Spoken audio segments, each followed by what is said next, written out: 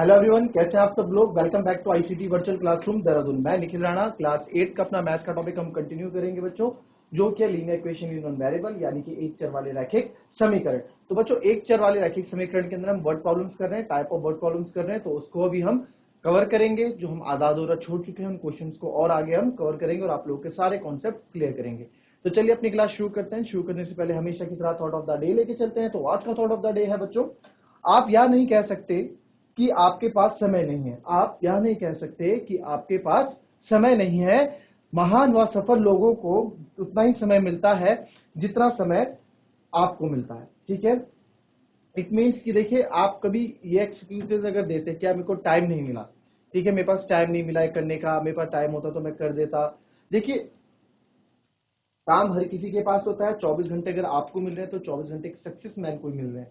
अगर आपकी जिंदगी में कुछ काम है तो वहां भी कुछ बाधाएं हैं। ऐसा नहीं है, वो बिल्कुल एक्सेप्शन केस अपवाद होता है कि जिसके पास कुछ काम नहीं होता, बट काम सबके पास होते हैं। ठीक है, उन सबको मैनेज करना होता है। हम अपनी प्रायोरिटी सेट करनी होती है। अब आपकी प्रायोरिटी मोबाइल या टीवी या खेलना है तो फिर आपका सक्सेस रेट कम होगा, और दूसरे सक्सेस पर्सन की प्रायोरिटी रेट पढ़ना है, प्रायोरिटी पढ़ना है तो पढ़ने में टाइम देगा, हालांकि खेलेगा भी।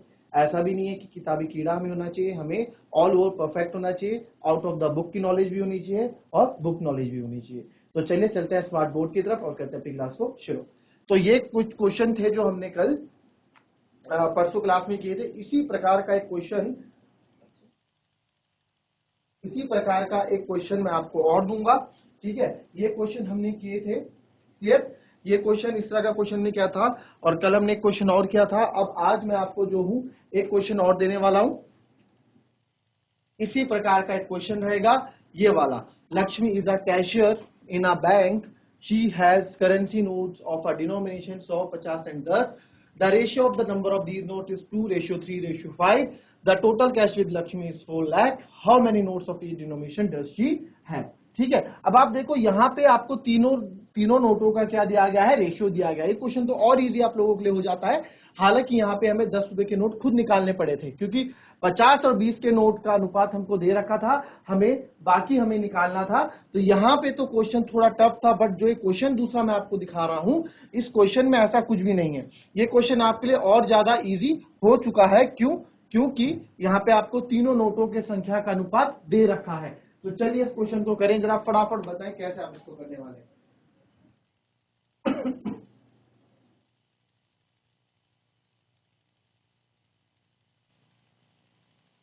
चलिए फटाफट इस क्वेश्चन को करो, और वैसे ही करो जैसे मैंने आपको समझा रखा है।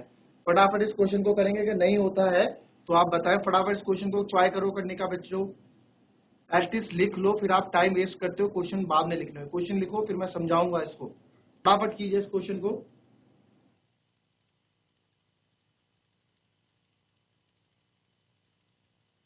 ठीक है, shares currency notes of denomination of 100, 50 and 10 rupees respectively. यानी कि इसके पास आपके 100 रुपए, 50 रुपए, 10 रुपए मूल्य वर्ग के करेंसी नोट हैं। इन नोटों की संख्या का अनुपात 2:3:5 है। ठीक है, आपको ये भी दे रखा है। तो हम फटाफट इस क्वेश्चन को कर लेते हैं।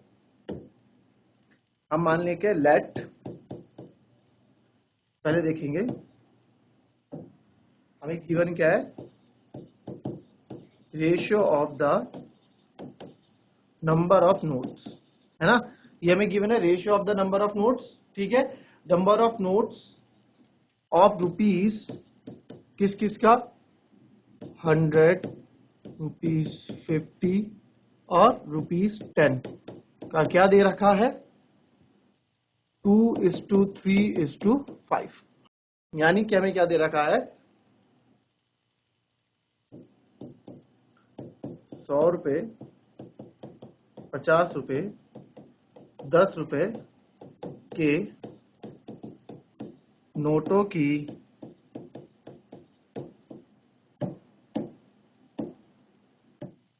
के संख्या का अनुपात। ठीक है, कितना दे रखा है, 2:3:5। ये इसका मतलब है। ठीक है, अगर हमें दे रखा है तो हम यहां से, अब मैंने आपको हमेशा बोला है, अनुपात अगर हमें दिया हो तो हम यहां से क्या निकाल लेते हैं, यहां से हम मेन वैल्यू निकाल लेते हैं। ठीक है, मेन वैल्यू यानी कि हमें वास्तविक पता लग जाता है। तो अनुपात दिया गया है तो वास्तविक कितना होगा, तो therefore let the number of notes be, तो 100 रुपये के हमने माने, 100 रुपये के माने 100 रुपये बी 2x, फिर 50 रुपए के हैं 3x और 10 रुपए के हैं 10 रुपए भी 5x। तो 100 रुपए के 2x नोट, 50 रुपए के 3x नोट और 10 रुपए के 5x नोट है ना। अब वही हमारे पास यहाँ पे क्या आ जाता है, हमारे पास वो गुल्लक वाला, यहाँ पे एक चीज गुल्लक वाला मैंने आपको बताई थी, गुल्लक वाली कहानी, वही आप यहाँ पे यूज कर सकते हैं।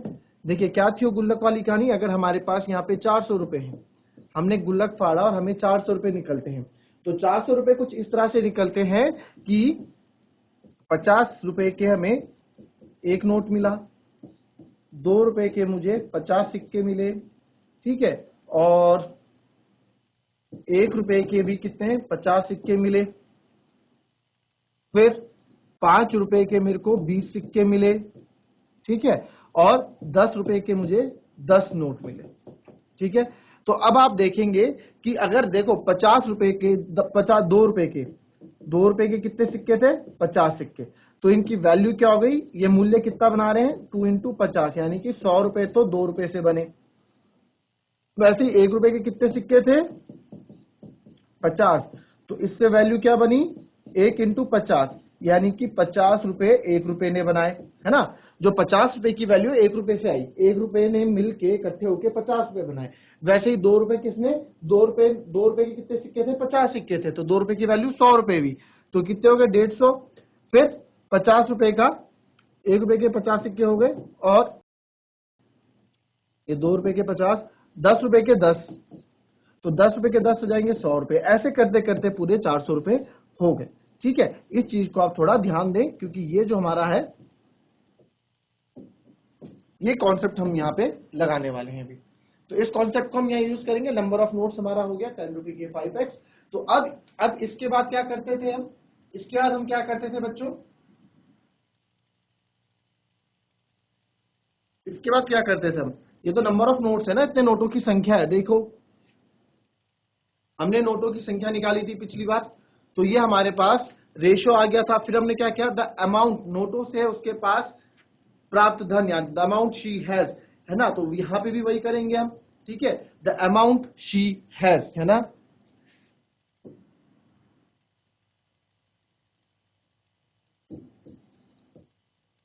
तो अमाउंट कितनी बनी उसके पास। ठीक है, नोटों से प्राप्त धन।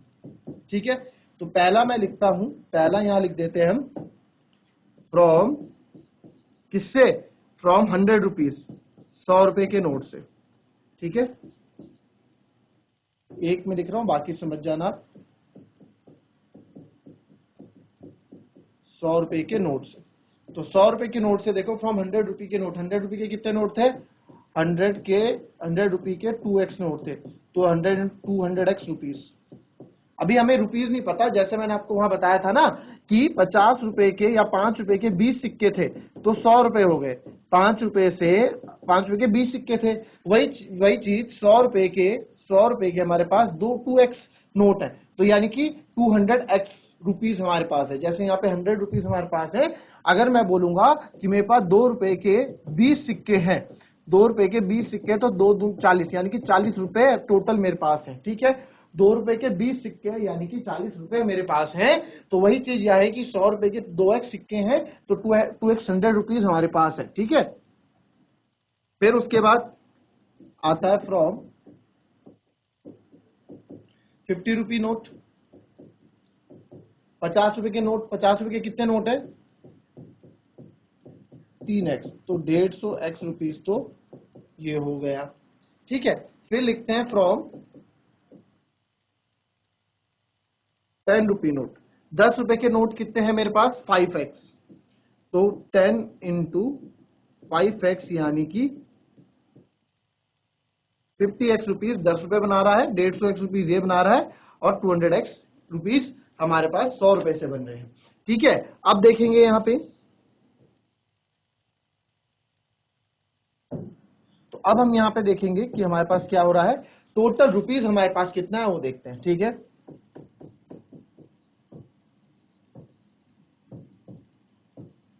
टोटल रुपीज शी हैज, उसके पास कुल मूल्य कितना है, यहां लिखा हुआ है लक्ष्मी के पास कुल नगद, कुल नकद कितनी है, कितने थे भाई, 4 लाख रुपए। तो लिख दिया हमने 1 2 3 4 5, तो 4 लाख। तो ये 4 लाख कहां से आया लक्ष्मी के पास, इनसे, क्योंकि उसके पास 100 रुपए के नोट थे, 50 रुपए के नोट थे, 10 रुपए के नोट थे, इन सब से मिलके उसके पास कितने आए, 4 लाख रुपए आए।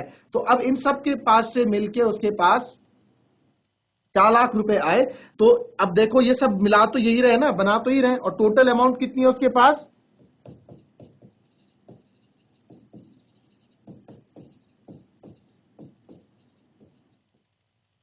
कुल मूल्य कितना है उसके पास, 200x rupees plus 150x rupees और प्लस 10 रुपए से 50x रुपीज, ये कुल मिला के कितना है, 1 2 3 4 5, ये क्या हमने क्या क्वेश्चन में गिवन है हमें भाई, ये सब मिलके 4 लाख रुपए बना रहे हैं, है ना, क्वेश्चन में बोला है ये सब मिलके 4 लाख रुपए बना रहे हैं। तो 200 प्लस 150 प्लस 50, 200x। ठीक है, 1 2 3 4 5। अब जरा यहां से x की वैल्यू निकालो, जरा खुद x की वैल्यू करके दिखाओ यहां से खुद, और फटाफट बताओ, चैट के माध्यम से बताओ चाहे हैंड रेस करके बताओ, फटाफट बताओ।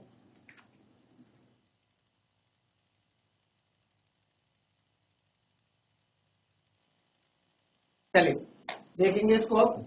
तो 200x प्लस 200x बच्चों क्या हो गया, ये 400x हो गया, इक्वल्स टू 1 2 3 4 5। तो हमें तो x की वैल्यू चाहिए, x को यहां रख देंगे, 1 2 3 4 5 डिवाइडेड बाय 400। तो 2 जीरो से 2 जीरो कट गए, 4 से 1 2 3, तो x बराबर आ गया मेरे पास 1000। तो क्या ये हमारा आंसर है, तो क्या ये हमारा आंसर है, ठीक है, बताओ भाई क्या हमारा आंसर है। अभी अभी आंसर नहीं आया, अभी x की वैल्यू 1000 आई, ठीक है। तो इसको अब हमारा फाइनल आंसर कैसे करेंगे, यहाँ देखें, तो देयर फॉर x 1000 आ गया, है ना। तो x 1000 तो यहाँ रख देते हैं, 100 रुपए के कितने नोट थे हमारे पास, 2x। तो देयर फॉर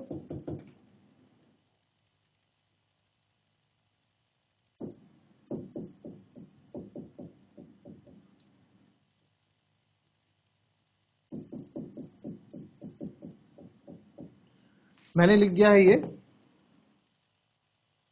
ठीक है। नंबर ऑफ 100 रुपी नोट, 100 रुपए के नोट, इतना तो इंग्लिश समझ ही लोगे, नंबर ऑफ 100 रुपी नोट, यानी कि 100 रुपए नोट के कितने नंबर थे, यानी कि कितनी संख्या थी। तो 2x, तो 2x इंटू 2 इंटू 1000, क्योंकि x कितना है 1000। तो 2000 नोट तो मेरे पास 100 रुपए के थे लक्ष्मी का, ठीक है। और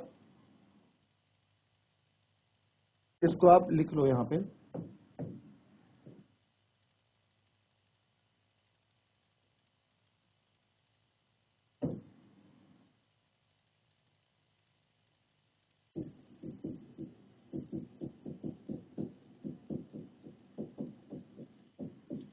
100 रुपए के नोटों की संख्या कितनी थी, तो 2 इंटू एक्स कितना है 1000, यानी कि 2000 नोट मेरे पास 100 रुपए के थे। वैसे ही 50 रुपए के, सेकंड करेंगे, second number of 50 rupee note, 50 rupee note कितने थे बच्चों हमारे पास, 3x। तो 3 इंटू 1000, 3000 हो गया, एक्स की जगह 1000 रख देना है, ठीक है, एक्स की जगह 1000 रख देना, यानी 50 रुपए के नोटों की संख्या।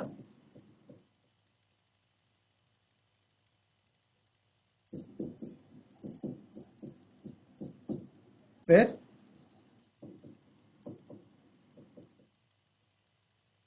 Number of 10 rupee note 5x,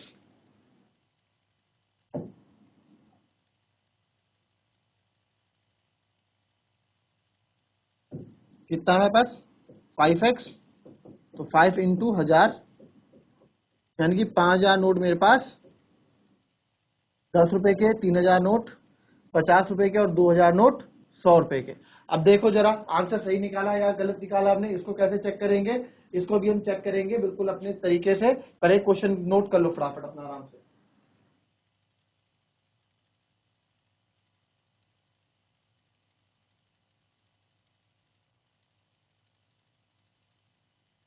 चलिए चलिए बच्चों नोट।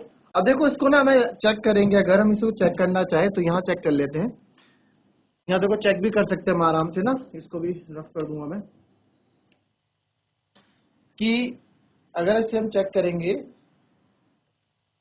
100 रुपए के 2000 नोट थे, तो बच्चों 100 रुपए के अगर मेरे पास 2000 नोट होंगे तो मेरे पास पैसा कितना होगा, गुणा कर देंगे, 2 लाख इससे हो गया। 50 रुपए के मेरे पास 3000 नोट थे, 5 दिए 15, 1 2 3 4, ठीक है, तो 1.5 लाख रुपए मेरे इससे हो गए। और 10 रुपए के मेरे पास 5000 नोट थे, तो 50,000 मेरे इससे हो गए। इनको आप जोड़ोगे ना तो बच्चों 4 लाख रुपए ही आपको मिलेंगे। तो इससे आप अपने क्वेश्चन को क्रॉस चेक कर सकते हो कि मैंने सही किया है या गलत किया है। 100 रुपए के 2000 नोट थे तो 2 लाख रुपए, 50 रुपए के 3000 नोट थे 1.5 लाख रुपए, और 10 रुपए के 5000 नोट थे यानी कि 50,000 रुपए। तो इन सबको जब आप जोड़ोगे तो आप पाओगे कि आपका क्या आया है, आपके पूरे 4 लाख रुपए ही आपको मिले हैं। चेक करने के लिए, ठीक है, ये वेरीफाई करने के लिए हम चेक कर सकते हैं ऐसे अपने क्वेश्चन को कि हमारा क्वेश्चन सही है या फिर गलत, ठीक है।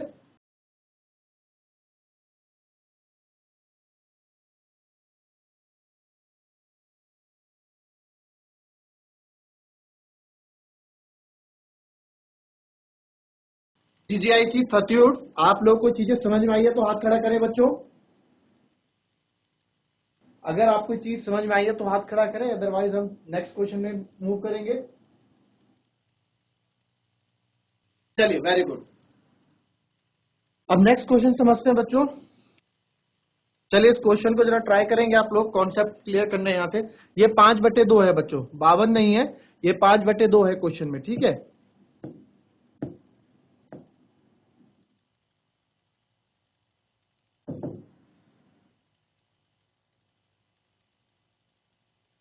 चलो देखो क्वेश्चन क्या है कि प्रिया एक संख्या के बारे में सोचती है, प्रिया थिंक्स ऑफ अ नंबर। जब इस तरह के क्वेश्चन आएंगे ना, मैं आपको करा रहा हूं, बुक में ढूंढ के करना, इस तरह के क्वेश्चन आप कर लोगे, ठीक है। तो प्रिया ने एक नंबर के बारे में सोचा और उसमें 5/2 घटा देती है, ठीक है जी, उसमें 5/2 उसने घटा दिया। फिर she multiply the result by 8, वह परिणाम को 8 से गुणा करती है। अच्छा जी ठीक है।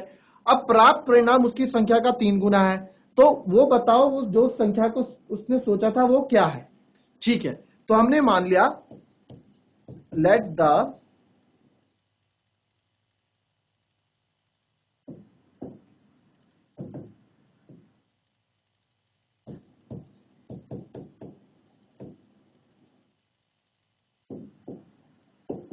The number she think be X, यानी कि माना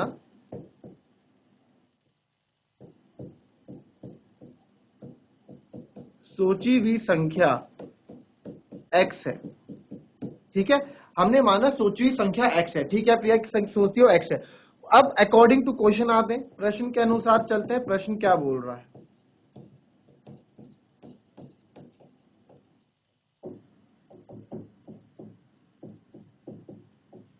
प्रश्न के अनुसार प्रिया एक संख्या के बारे में सोचती है और उसमें से 5/2 घटा देती है।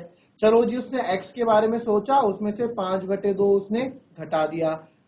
वह परिणाम को 8 से गुणा कर देती है। अब बच्चों इसका परिणाम ये मत सोचना, काफी बच्चे कंफ्यूज हो जाएंगे कि इसका परिणाम क्या आएगा।